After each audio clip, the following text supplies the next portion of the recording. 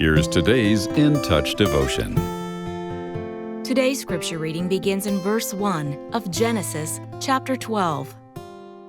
Now the Lord said to Abram, "Go from your country and from your relatives and from your father's house to the land which I will show you, and I will make you into a great nation, and I will bless you and make your name great, and you shall be a blessing.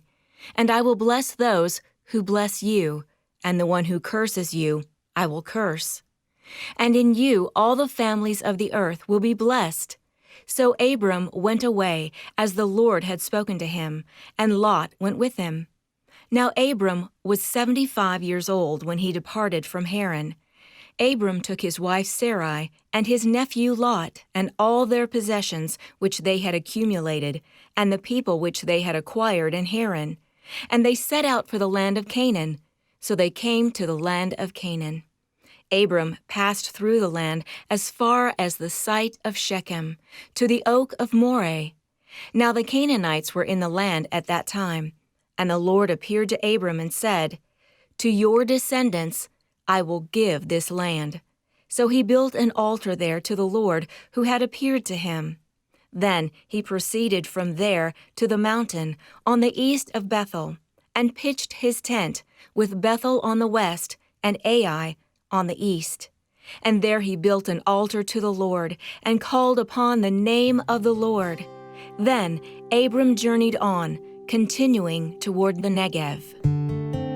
Scripture says that those of us who are believers are to walk by faith, not by sight. That means we don't have to know what's ahead, and we can trust God who does. Abraham is a prime example, and we should follow in his steps. When called to leave his country and family to go to a land God would show him, Abraham obeyed. Hebrews 11 verse 8 adds, "He left not knowing where he was going." That's basically a summation of the Christian life. Each day we face the unknown, but we trust the Lord to guide us. Since we don't know the particulars, our walk with God can seem perplexing. That's when we're tempted to rely on our own feelings, perceptions, and reasoning. But sometimes He places us in situations to teach us to trust Him even when we don't know where we're going and cannot see the outcome.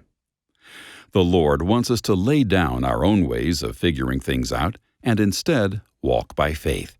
That may sound risky, but here's why it's absolutely reasonable. The one leading us, God, has complete knowledge of the future and the power to orchestrate all events to achieve His good purposes in our life.